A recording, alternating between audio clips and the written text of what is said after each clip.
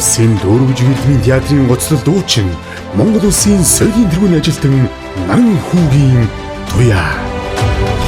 Grazie a voi.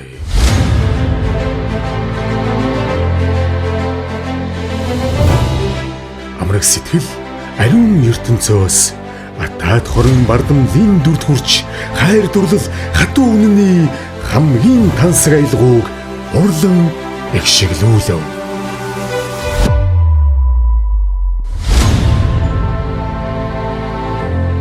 Улсын дөрвж эрдмийн театрын гоцлол дуучин Монгол Улсын соёлын тэргүүний ажилтан Наран хүүгийн туяагийн сэтгэлийн дуу тайзанд хүрч сонгодог бүтээлийг энэ үдэш эгшиглүүлнэ.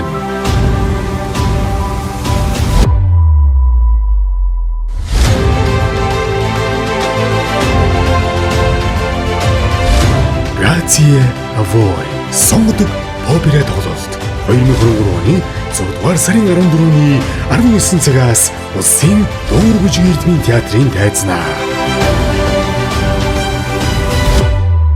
Grazie a voi.